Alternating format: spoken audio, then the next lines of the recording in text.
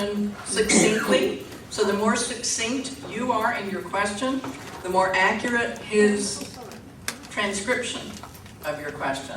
So please be very succinct. And again, for the sake of time, please don't give case histories. You know, we just don't have the time to kind of set the framework. Just ask a question. Just ask. And Joyce, You're one. That was good. Very right. and Joyce is going to transcribe the answers again, hopefully succinctly, but that may be a setup. You know, we can ask a short question and it's not a short answer. So, does anybody have a question they want to start with? And again, we're going to start whichever side. Okay, we'll start with David. He was the first hand I saw, and then I'm going to alternate left and right and left and right. So bear with me.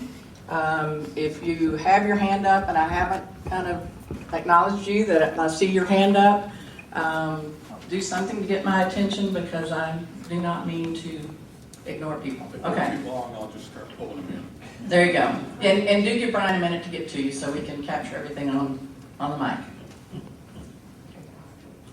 Okay, so my question is really the end of the process, when the new code is supposedly ready to go and looks good. Is it like a light switch? The new code gets switched, the old code gets switched off in one council meeting and the new code gets switched on? How does that transition work between the new code and the old code? Okay, that was good. How does the new transition? Does the transition to the new code work?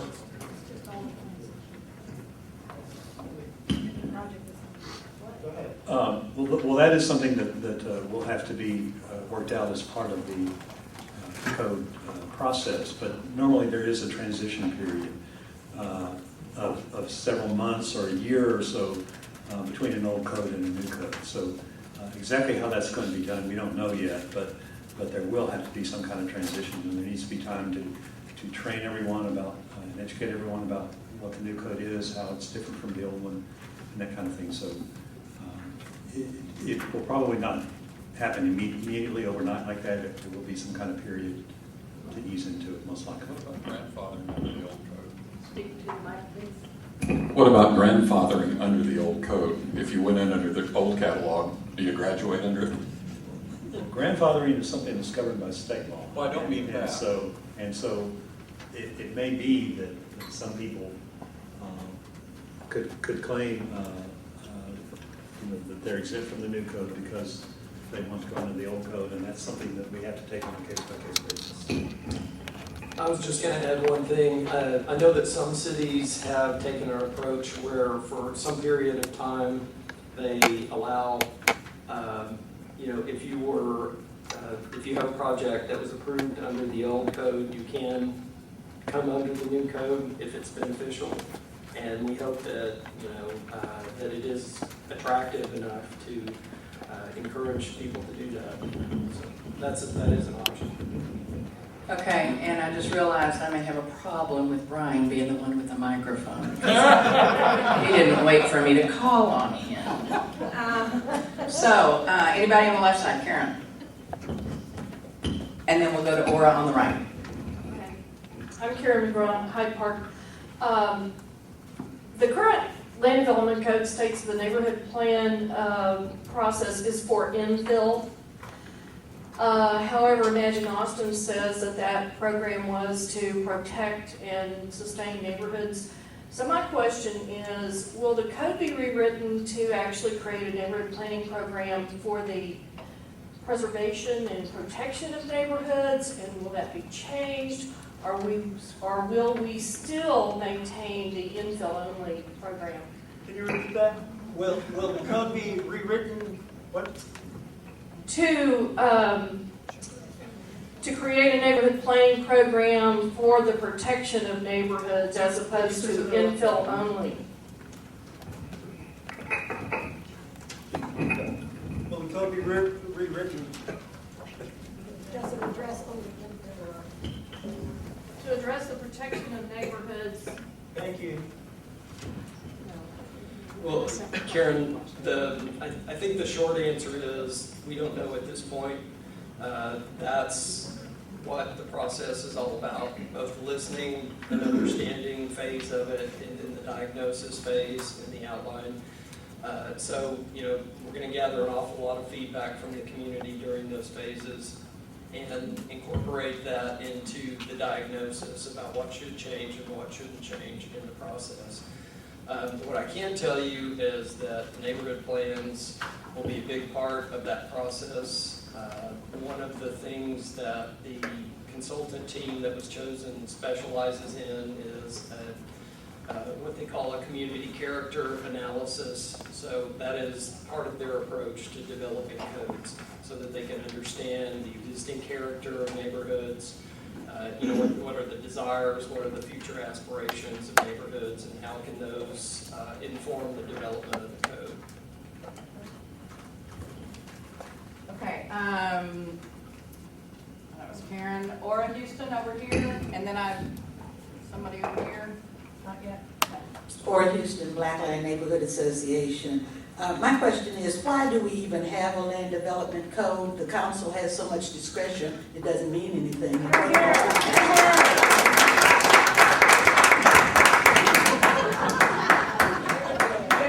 Short answer.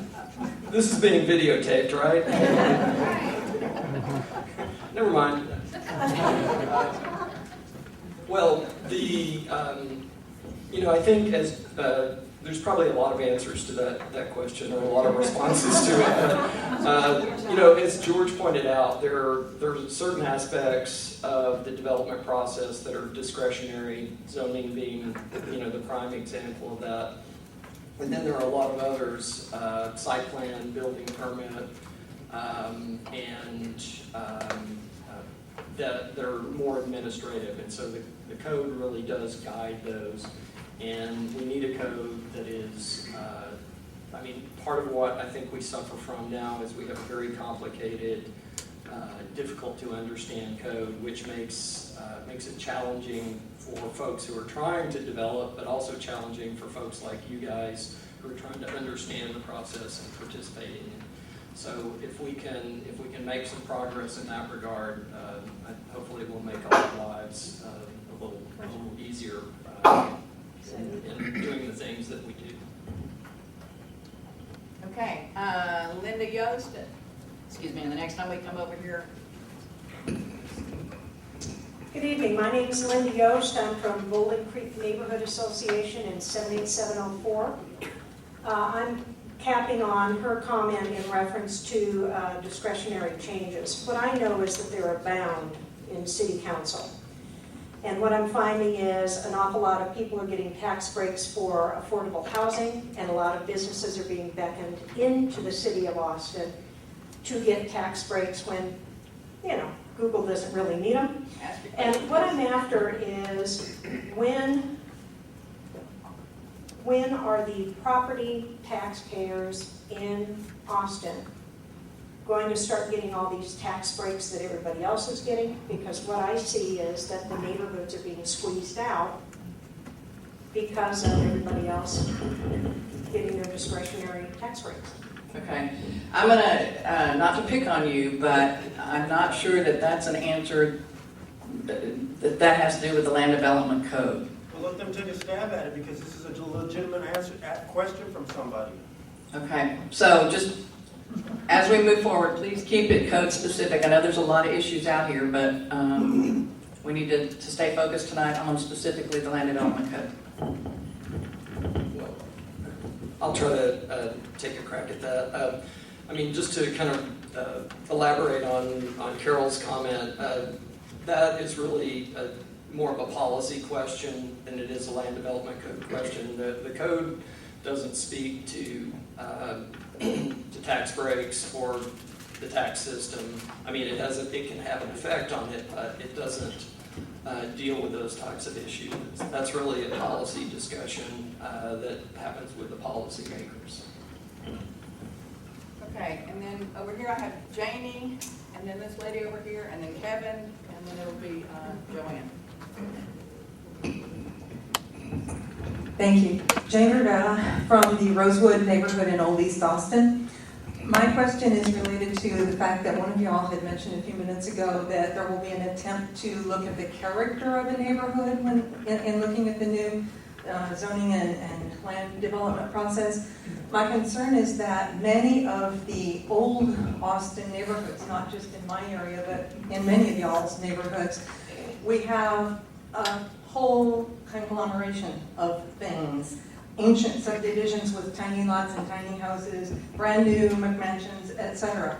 My concern is who wins.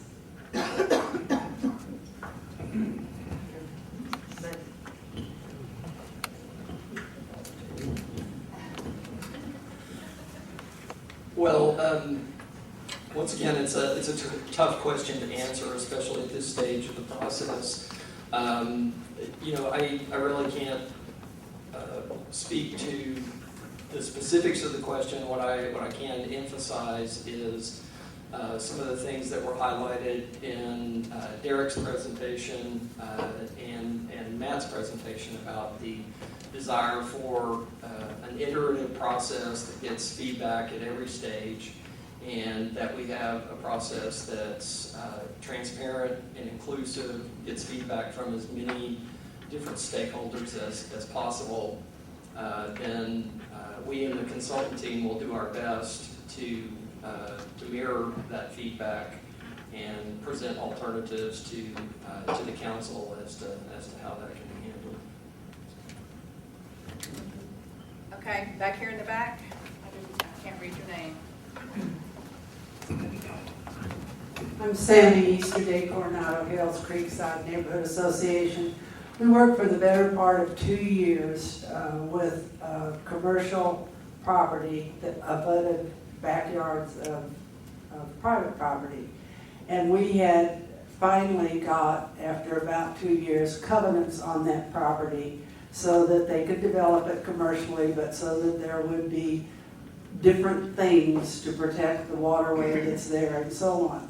With a new code kind of system evolving, does that stand? Do those covenants stand? Right now they go with the property, but if that became a whole new code thing, what will happen? Thank you.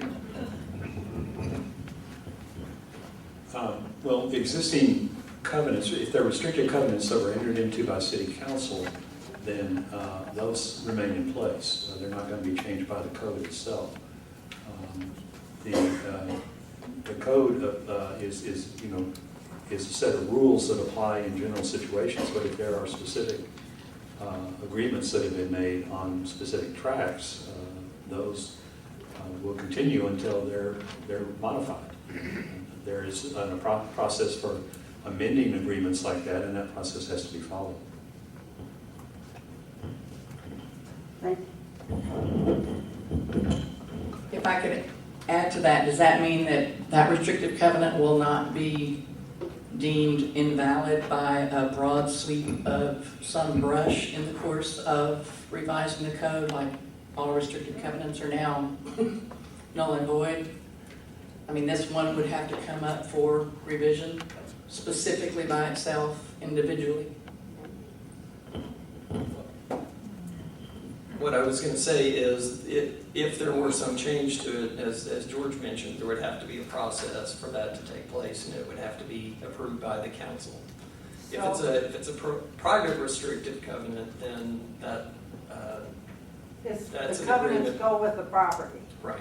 Whoever, and the next day after all this was done, there was a for sale sign on it. The guy just wanted to be able to sell it with a difference.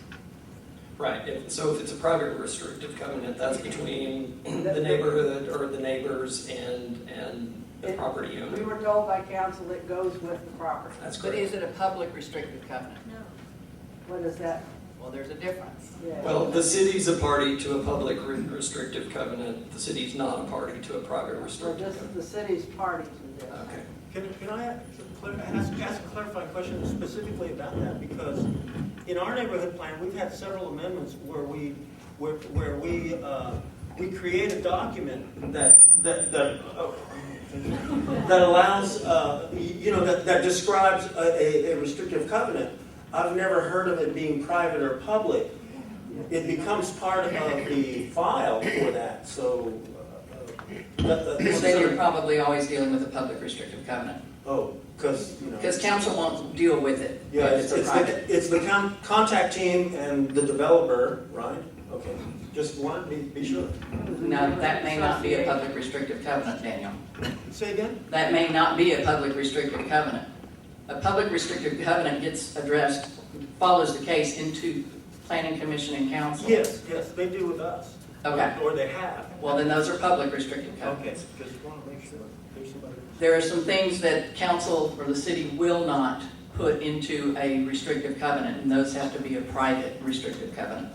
Okay, so we have, that was over on this side. I've got to stay with my schedule. Got Kevin over here, and then Joanne Bartz over here, and then I'll go back over here before I can come to these, so hang on.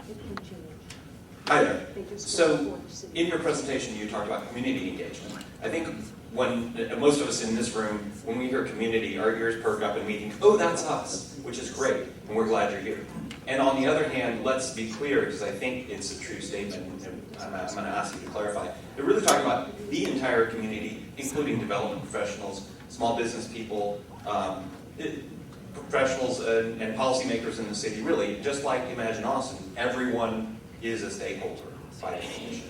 And then so the real question here is, our friends in the development community are not exactly lacking in opinions about things like what we need to do to improve our code.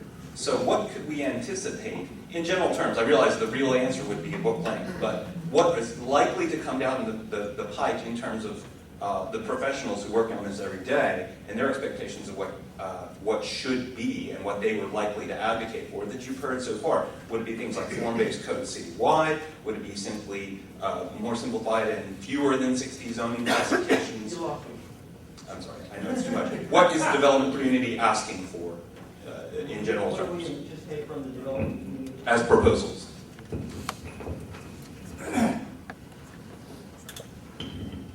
The answer to the first question is yes, everyone is a stakeholder. Second question, we really haven't started asking people what they want the code to be in the future, so we don't really know yet. We did do some informal outreach. You don't have any ideas? Seriously? You don't have any ideas? Of what a specific developer or land use player wants? Not as specific in general. Rico, what does Rico want? Yeah, exactly. There's a very vocal community, and I mean, certainly, I think what Matt is saying is we haven't started the detailed process of that. We know there's a strong desire out there for a less complicated, more easily understood code. okay, fair enough. I didn't know if there was any. Yeah, I mean, I guess we did, at the end of last year, we did some informal outreach to 4 key stakeholder groups. One of them was kind of the development and business community. Others were environment and sustainable community. One was neighborhood community. And then the 4th was household affordability community. We kind of asked them just some general questions about outreach and then, what's their biggest issue. A lot of people said the same things. They want a simplified code. They want a code that's easier to use, easier to understand, easier to interpret. Among those 4 groups. Among all 4 groups, yeah. Next is Joanne Bartz on this side, and then I guess David King on this side. Do I have anybody over here? Greg, did you hold your hand up earlier? Okay, so it'll be Greg over here, and then that gentleman back there, and then Rick. Joanne Bartz, University Hills Neighborhood Association. Relative to the recent attempt by the Planning Commission to be granted more authority over neighborhood plans and the times that they can be amended, my question is this.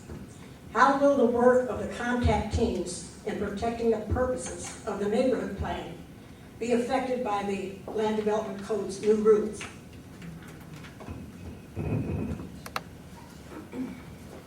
Joe, can you repeat that? No problem.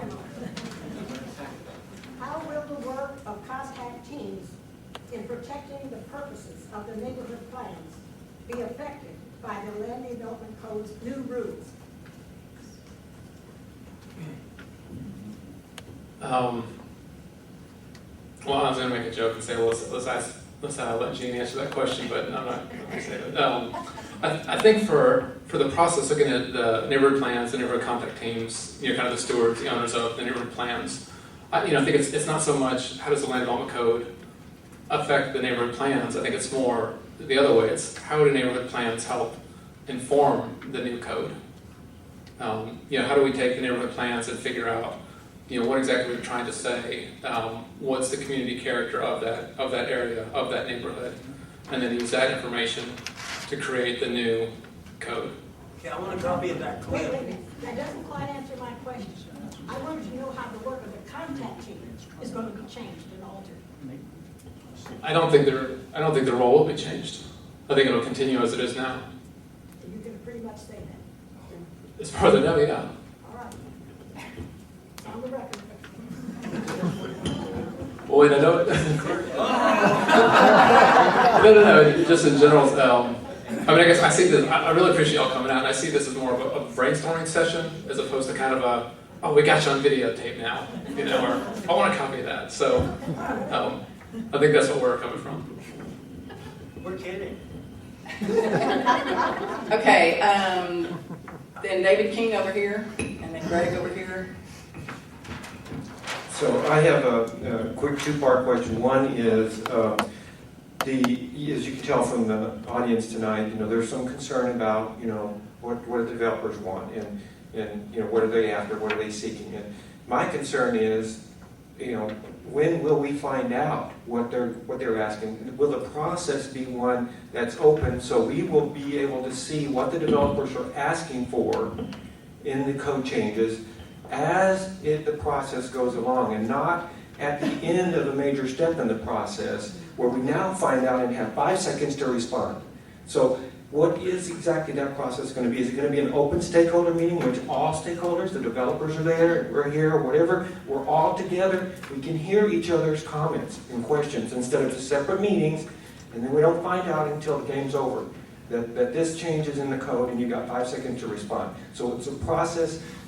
My question is about the process, and is that information going to be available on the online website? This would be a perfect way to start that online website y'all have been talking about, to let folks know what's going on. Why not start it right now? We do plan to have an interactive feedback loop like that to identify the comments we receive and indicate how they're being considered. And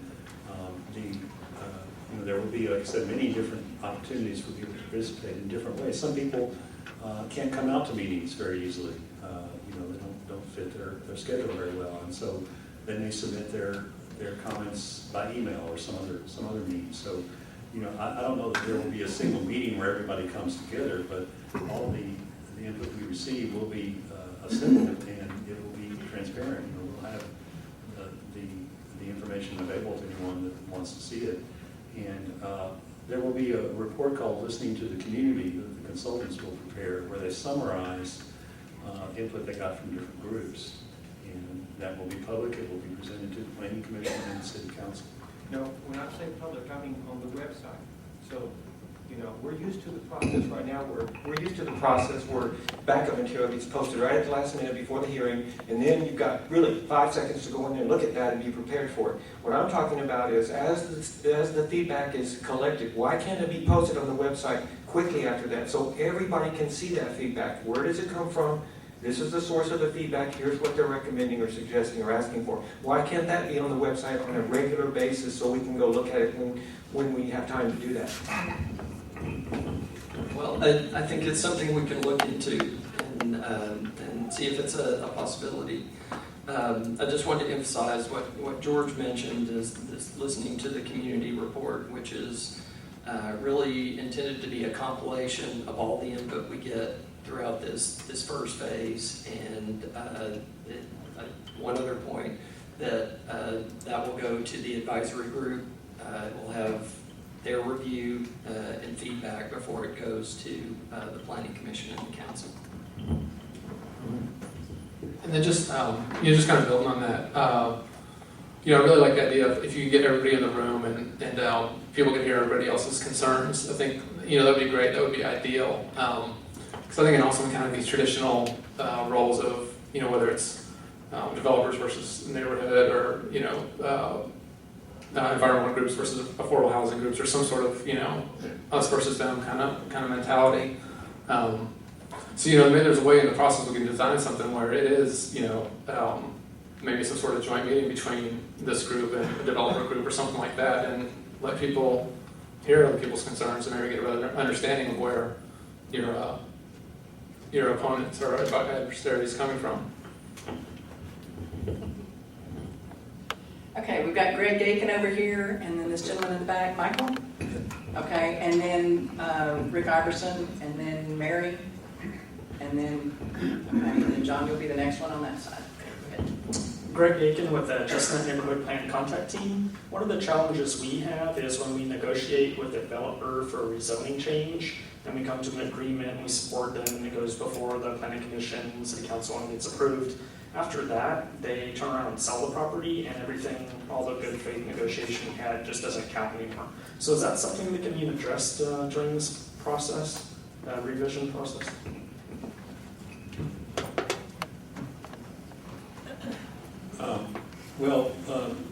The intent is to come up with a set of regulations that are more consistent with neighborhood character, and hopefully there wouldn't have to be as much one-on-one negotiation with every single case that comes along, that there would be standards that everyone would understand up front, and you know, that would spell out how much you can build on a property, what you can build on a property, and it would be clearer and easier to understand.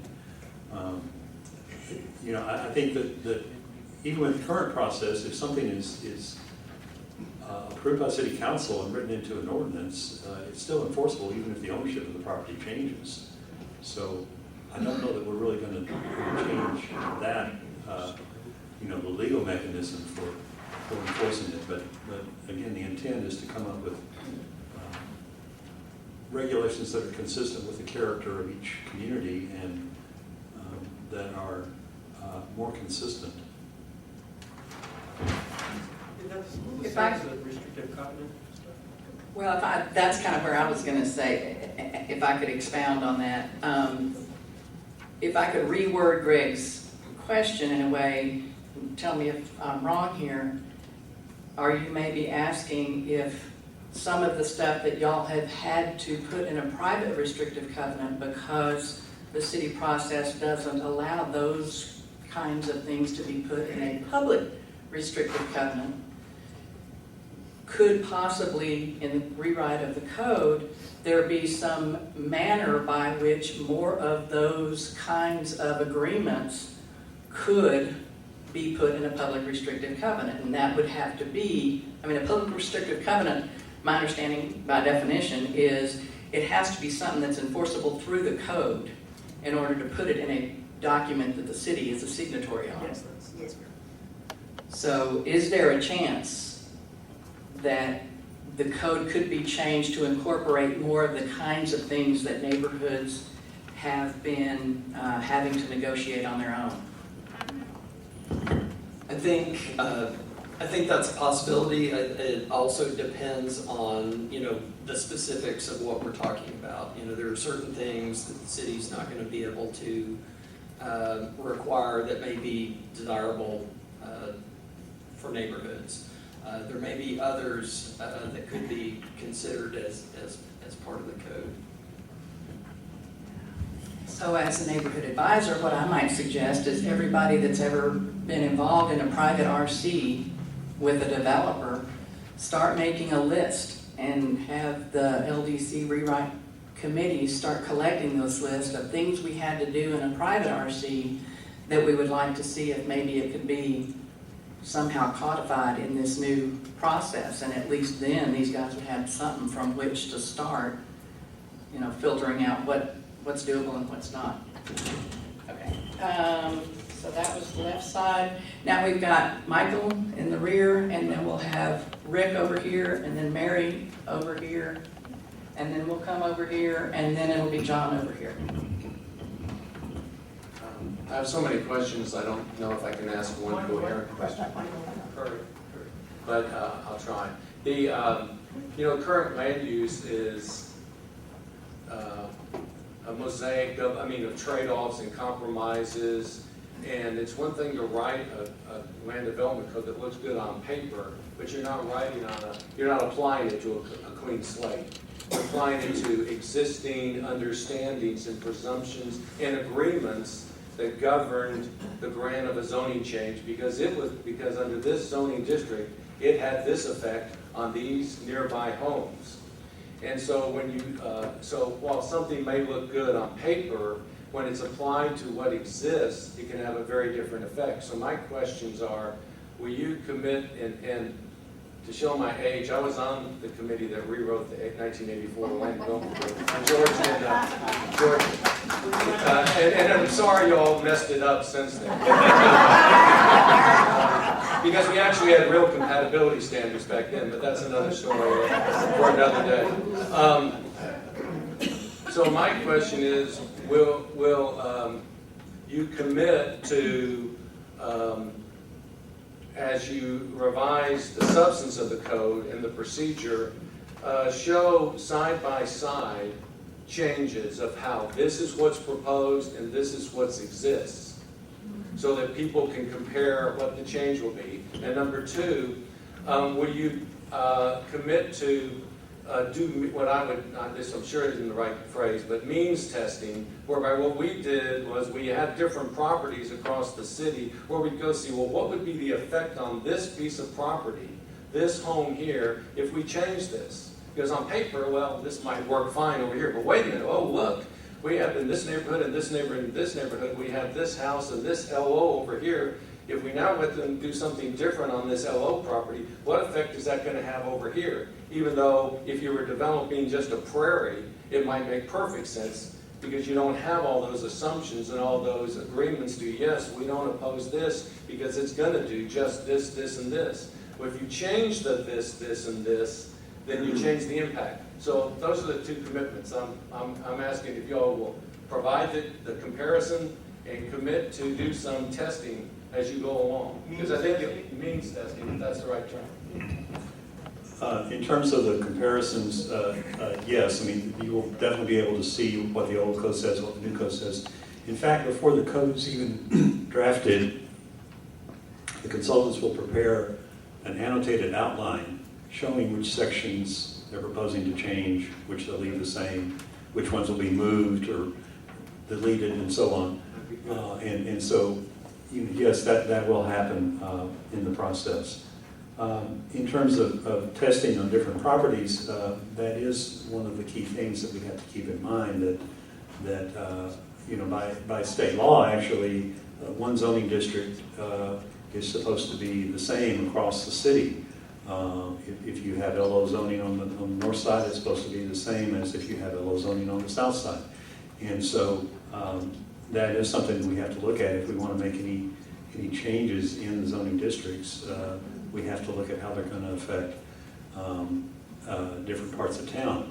And in fact, it may be that we have different districts for different areas that are maybe similar, but they're a little bit different. And so, we want to look at situations like that so that the regulations are tailored to the particular need. And we've got, according to our original schedule, we have 5 minutes. So I have a feeling we may get through everybody that's already signed up. So we got Rick, and then Mary, and then Brian, and then John.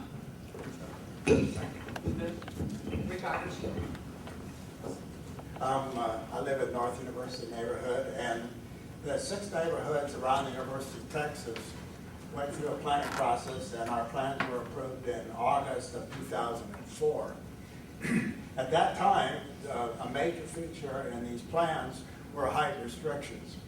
Since the plan was passed, we found that essentially these height restrictions have been our best tool, along with compatibility standards, for preserving the character of our neighborhoods. So my question I'm sorry, is his mic on? Yeah, you need to hold your mic up closer. My question is, what process will we have to defend what process will we have to defend these height limitations going forward?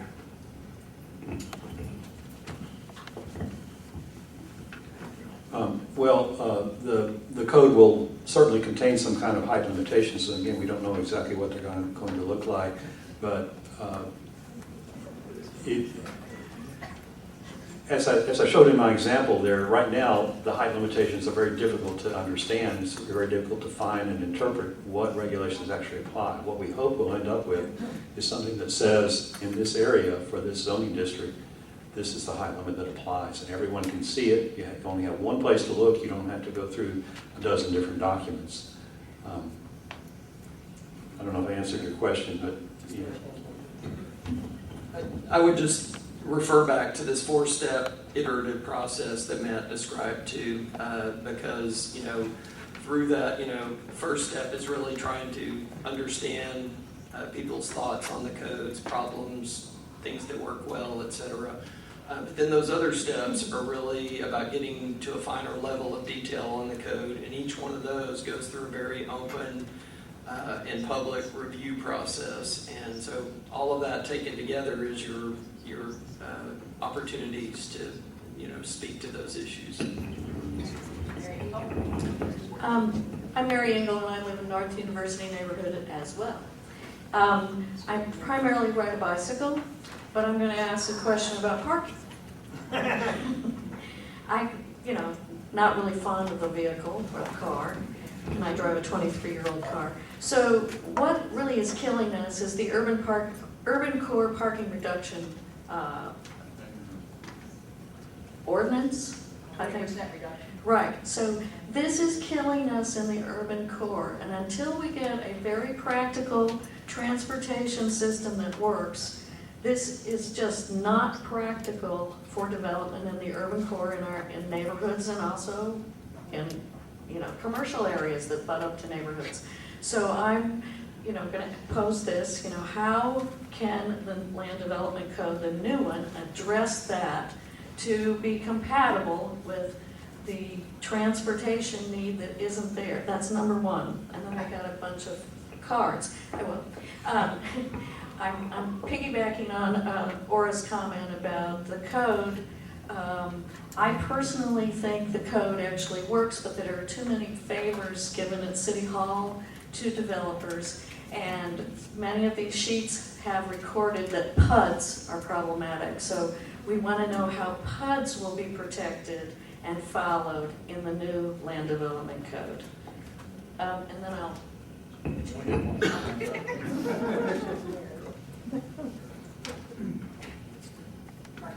Parking and PUDs.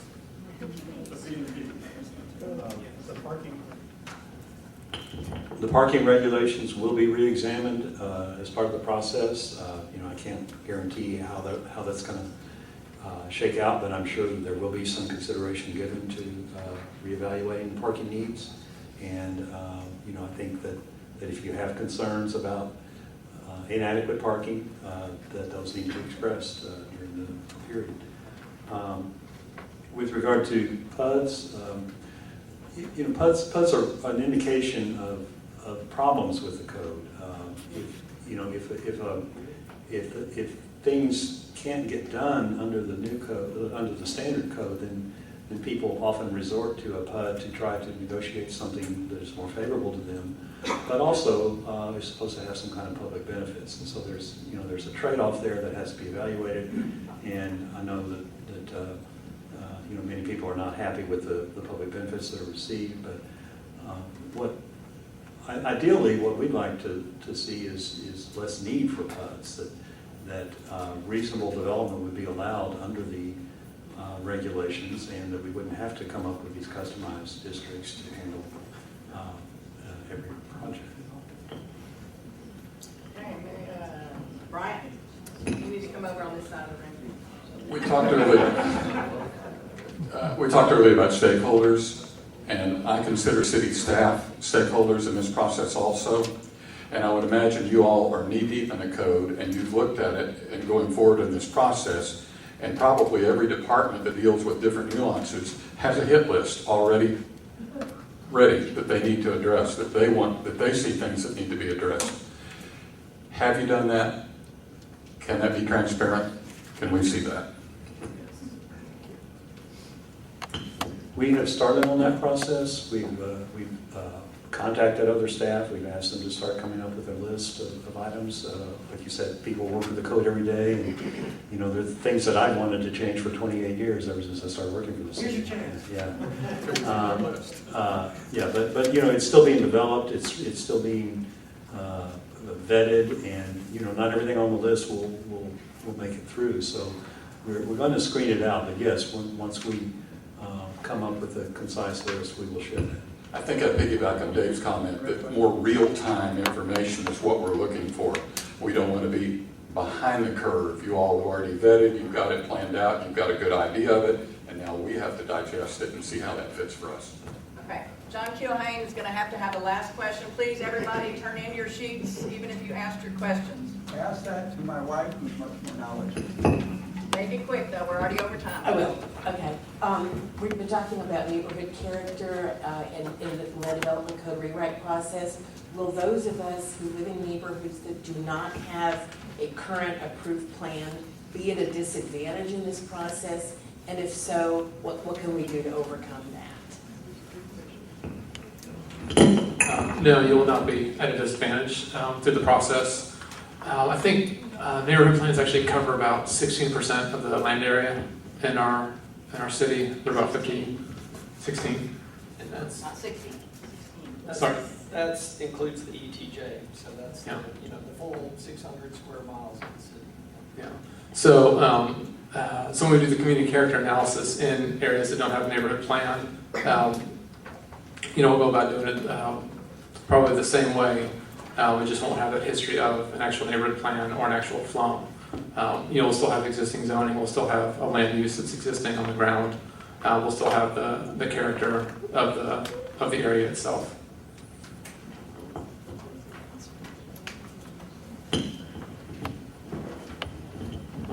Okay, I think that does it for that part of the program. I think I'm on the schedule to close this out, but I'm going to defer to Mary and let her take it away. Okay, here we go. I want to thank everybody for coming this evening, and please give me your green sheets in this little box. These questions and the questions you asked tonight will be the basis for a follow-up meeting that ANC will have, and we may exclude the staff in this one. So we have a lot to talk about, and it's not too soon to start talking about all of these issues now, because it's very, very difficult to come up with in a vacuum. So thank you again, and I hope you had an interesting time.